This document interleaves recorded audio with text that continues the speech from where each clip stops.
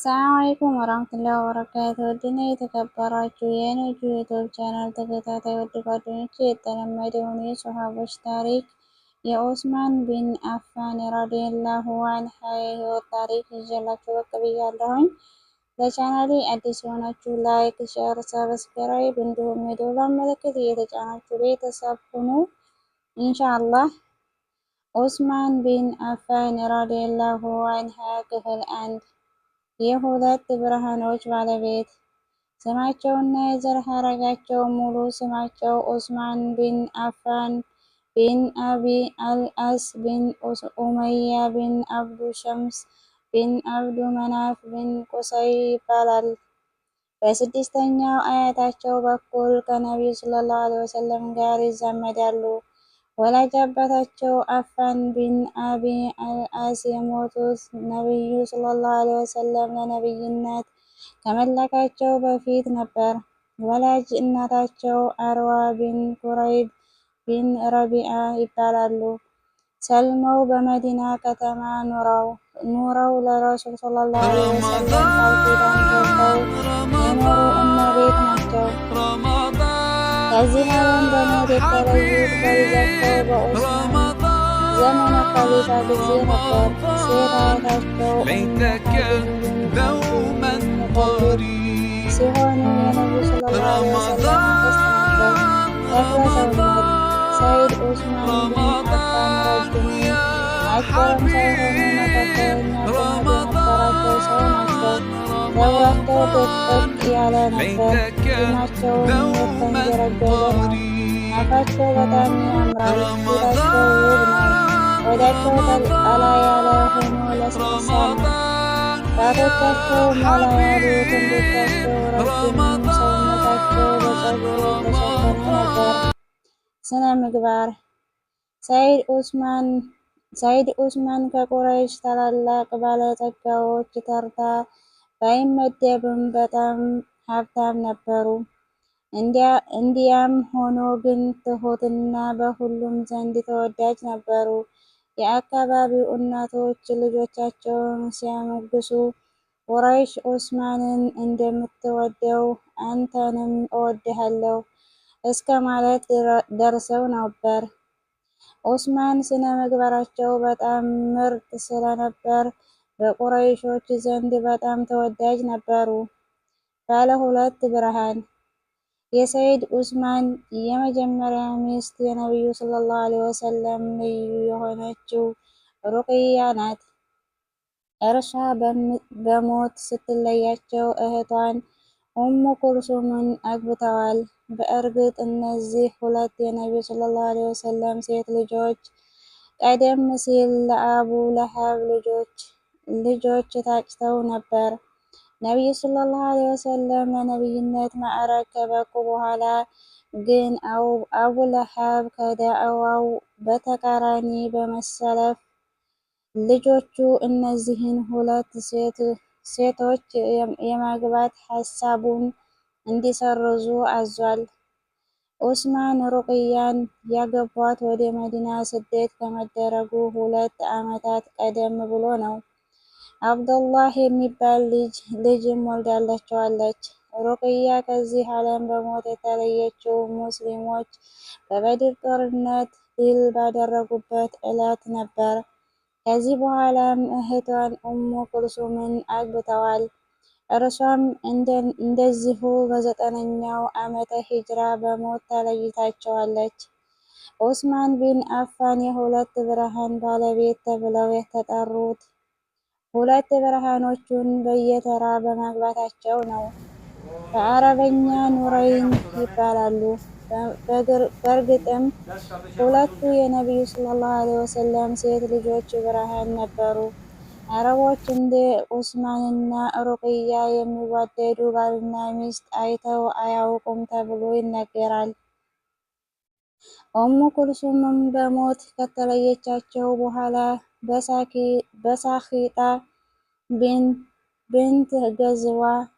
ብንት ገዝዋን፣ ፋጢማ ብንት አልወሊድ እንዲሁም ኡሙል በኒን ብንት ኡየይና ቢን ሂስን የተባሉ ሴቶችን አግብተዋል።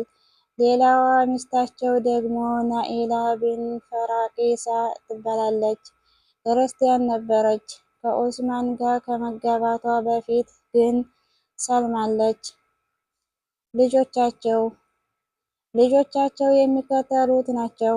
አብደላህ ትልቁ፣ አብደላህ ትንሹ፣ አምር፣ ኻሊድ፣ አልወሊድ፣ ሰኢድ እና አብዱል መሊክ ወንድ ልጆቻቸው ሲሆኑ ሴቶቹ ደግሞ መርየም፣ ኡሙ ሰኢድ፣ አኢሻ፣ ኡሙ አምር፣ ኡሙ አልበኒን ናቸው።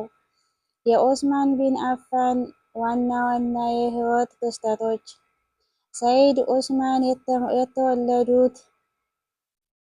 የተወለዱት ከአመል ፊል 6 ዓመታት በኋላ ነው። ወደ መዲና ሲሰደድ ዕድሜያቸው 47 ነበር።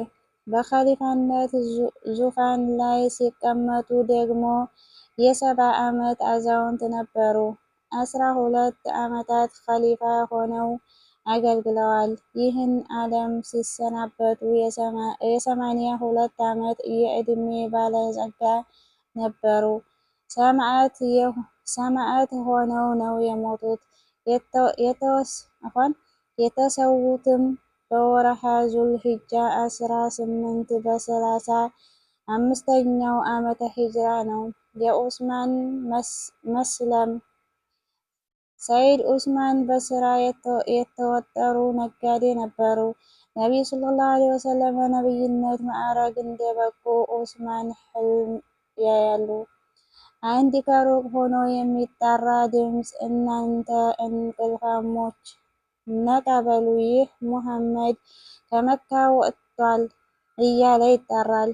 ኡስማን የሕልሙ ፍቺ ስላልገባቸው ሕልማቸውን ይፈቱላቸው ዘንድ ወደ አክስታቸው ይሄዳሉ።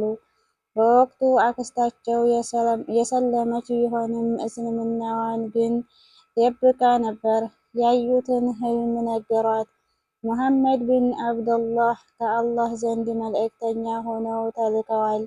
ከአላህ በወረደላቸው ራእይ ወደ አላህ ይመሩሃል ስትል ፈታችላቸው። የአክስታቸውን ንግግር እንደሰሙ ጊዜ አላጠፉም። ወደ አቡበከር አስሲዲቅ ቤት ገሰገሱ። የጉዳዩን ዝርዝር ለአቡበከር ሲነግሯቸው አክስትህ እውነትን ተናግራለች አሏቸው። አስሲዲቅ ቀጠሉና እንዲህ አሉ፣ ኡስማን ንቁ እና አዋቂ እንደሆንክ አውቃለሁ። ይህ ማንነትህ ደግሞ ወደ እስላም እንደሚመራህ ጥርጥር የለውም። ሁለቱም እንቁዎች ወደ ነቢዩ ሰለላሁ ዐለይሂ ወሰለም ተያይዘው ሄዱ። እንደደረሱም ነቢዩ ሰለላሁ ዐለይሂ ወሰለም ኡስማንን ወደ እስልምና ጋበዟቸው። ኡስማንም ምንም ሳያወላውሉ ከአላህ በስተቀር በእውነት የሚመለክ አምላክ አለመኖሩን፣ አጋር የሌለውና አንድ መሆኑን፣ ሙሐመድም የእርሱ ባሪያና መልእክተኛው መሆናቸውን شبابنا هيا إلى المعالي هيا سعدوا شوامخ الجبال شبابنا هيا إلى المعالي هيا سعدوا شوامخ الجبال هيا اهتفوا يا معشر الرجال هيا اهتفوا يا معشر الرجال قولوا لكل الناس لا نبالي قولوا لكل الناس لا نبالي ሰለላሁ ዐለይሂ ወሰለም ፈለጓቸውና ወደ መስጂድ ሲሄዱ አጣቸው። ወደ ሚስቶቻቸው ቤት ሲሄዱም አላገኟቸውም። ወደ የት እንደሄዱ ሲያጠያይቁ የሄዱበት አቅጣጫ ተነግረውና ወደ ተነገረው አቅጣጫ ሲሄዱ ረሱል ሰለላሁ ዐለይሂ ወሰለም ውሃ ያለበት ጉድጓድ አጠገብ ሆነው ኡዱዕ ሲያደርጉ አያቸው። መግቢያው አጠገብ ሄዶ በመቆም ማንም ወደ ውስጥ እንዳይገባ